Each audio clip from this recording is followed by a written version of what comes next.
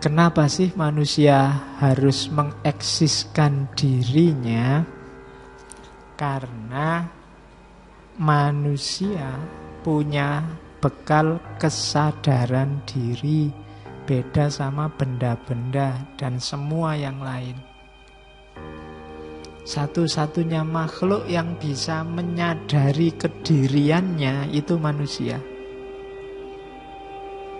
Hewan enggak, tumbuhan apalagi, benda apalagi. Hewan itu hanya mengikuti instingnya saja. Jadi yang bisa sadar itu manusia. Jadi kesadaran diri merupakan eksistensi manusia yang membedakannya dengan eksistensi benda-benda.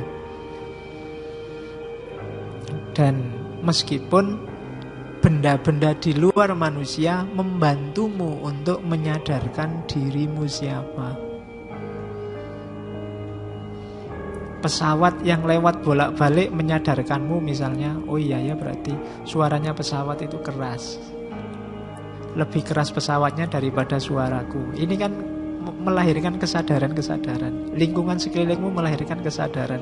Kamu melihat apalah, sekelilingmu masjid, sekelilingmu binatang, sekelilingmu tumbuhan, itu kan membuat kesadaranmu muncul ada di tengah-tengah mereka. Oh iya ya, ternyata aku ini muslim, hidupnya di masjid.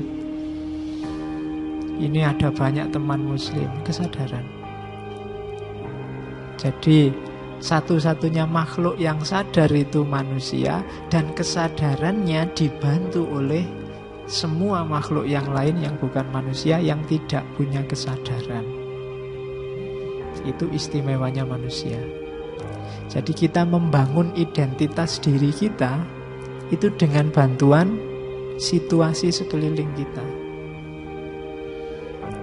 Jadi kesadaranmu kan kesadaran sesuai situasimu, dan ini sesuai rumusmu sendiri. Nanti kalau di Iqbal kan ada rumusnya kesadaran ego itu. Misalnya ada orang yang kesadarannya aku manusia. Ini level paling dasar. Ngerti kalau dirinya manusia, yang digarap sisi-sisi kemanusiaannya. Ada orang yang kesadarannya aku ini Indonesia loh. Ada yang kesadarannya aku ini muslim loh. Ada yang aku ini muslim yang kebetulan Indonesia, atau aku ini Indonesia yang kebetulan muslim. Ini kesadaran-kesadaran. Aku ini tidak cuma muslim, muslimku NU. Itu kan kesadaran yang kamu bangun sesuai apa yang ada di sekelilingmu.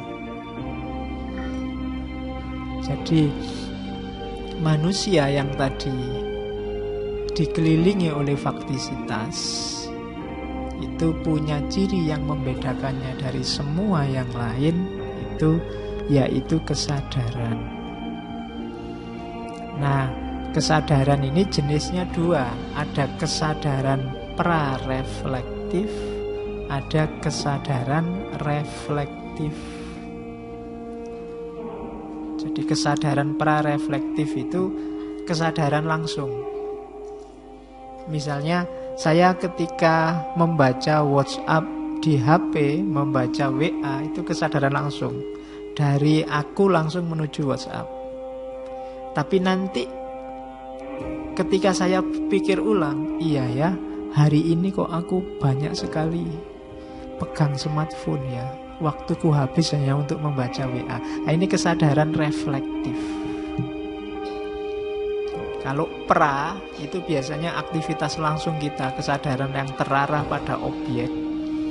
Ini disebut pra reflektif karena sifatnya spontan biasanya. Kita tidak berpikir dalam hidup kita sehari-hari. Nah, nanti ada level reflektif. Para filosof itu naik satu level ke level reflektif.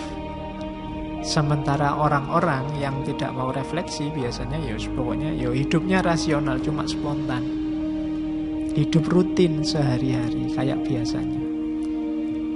Reflektif itu kalau dalam agama setara dengan muhasabah, selevel dengan kontemplasi. Sehari ini aku sudah ngapain aja ya? Mulai bangun pagi sampai malam ini yang sudah saya lakukan apa?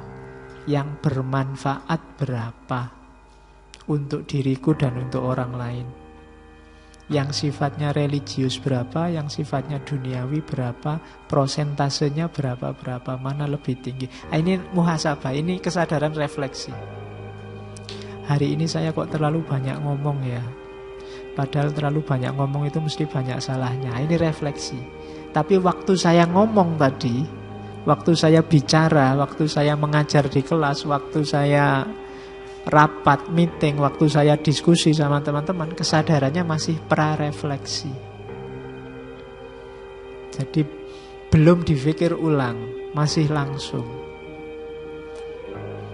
Hari ini kalian ngaji, memperhatikan slide, ini masih pra-refleksi. Nanti pulang diangen-angen lagi. Lah ya, tadi yang diomongkan itu apa ya? Hampir 2 jam saya tidak paham-paham misalnya. Nah ini refleksi, tidak apa-apa. Meskipun isinya refleksi, ternyata saya tidak paham yang diomongkan tadi apa. Nah, itu sudah refleksi, karena sudah level 2, sudah tidak langsung. Jadi Sartre membedakan ada 2 jenis kesadaran.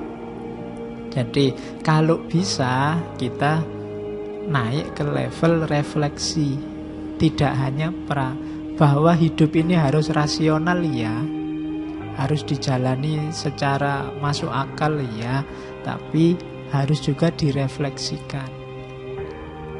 Karena dari situlah nanti kita membangun eksistensi diri kita selanjutnya.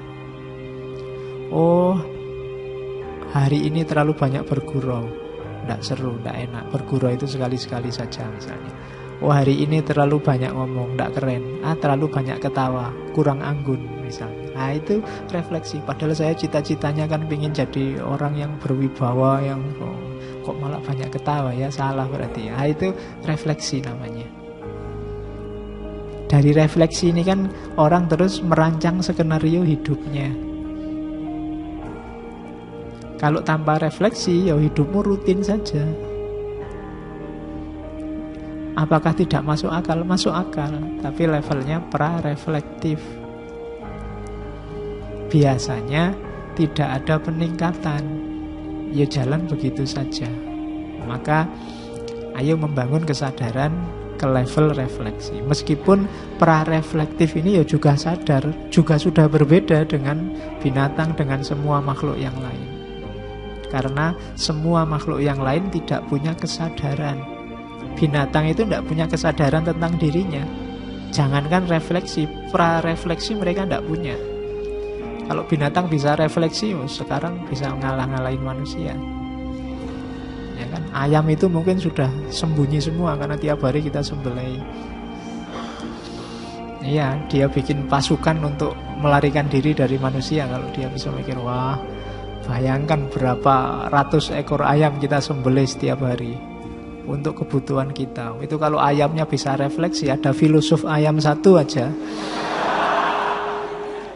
itu dia bisa merancang pemberontakan pada manusia itu. Ya untungnya tidak mereka. Iya, itu bisa memberontak, itu bisa revolusi ayam, itu bisa.